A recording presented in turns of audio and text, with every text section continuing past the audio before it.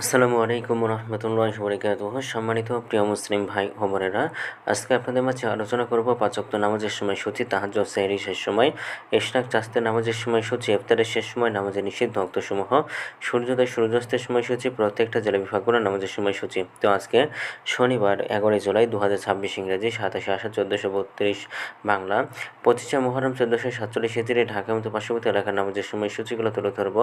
তারপরে অন্যান্য জেলা বিভাগগুলোর নামাজের সময়সূচিগুলো তুলে ধরবো। তো যেখানে ভিডিও দেখছেন অবশ্যই কমেন্টের মাধ্যমে জানাবেন। আজকে ঢাকা মতো পার্শ্ববর্তী এলাকার ফজরের নামাজের রক্ত শুরু হবে 3:52 শেষ হবে 5:17। জোহরের নামাজের রক্ত শুরু হবে 12:07 শেষ হবে 4:42। আসরের নামাজের রক্ত শুরু হবে 4:43। আসরের নামাজের রক্ত শেষ হবে 6:32। মাগরিবের নামাজের রক্ত আজকে শুরু হবে 6:53। মাগরিবের নামাজের রক্ত শেষ হবে 8:17। এশার নামাজের রক্ত আজকে শুরু হবে 3:47।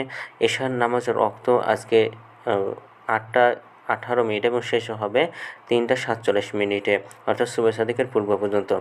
আজকে সেহরির শেষ সময় হলো 3:46। আর আজকের ইফতারের সময় হলো সন্ধ্যা 6:53।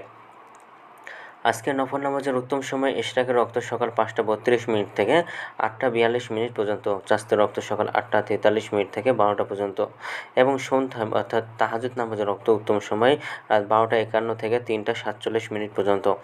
আজকের নামাজের নিষিদ্ধ রক্ত হলো 3টার সময়, সকালে 5:18 থেকে 5:31 পর্যন্ত, দুপুরে 12:01 থেকে 12:06 পর্যন্ত, এবং সন্ধ্যায় 6:33 থেকে 6:49 পর্যন্ত। এছাড়া ঢাকার মতো পার্শ্ববর্তী এলাকার নামাজের সময়সূচি।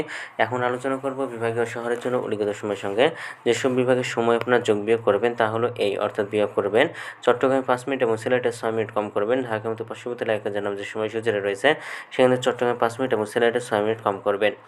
যোগ করবেন খুলনাতে 3 মিনিট, রাজশাহীতে 7 মিনিট, রংপুর 8 মিনিট, বরিশালে 1 মিনিট বেশি করবেন। ঢাকার মতো পার্শ্ববর্তী এলাকার যে নামাজের সময়সূচি রয়েছে সেখান থেকে। তো আজকের ভিডিওটি এই পর্যন্ত ছিল। আর এই সূত্র নিয়েছি ইসলামী ফাউন্ডেশন থেকে। ভিডিওটি ভালো লাগলে অবশ্যই চ্যানেলটি সাবস্ক্রাইব করে পাশে থাকবেন। ধন্যবাদ সকলকে। আসসালামু আলাইকুম রহমতুল্লাহি ওয়া বারাকাতুহু।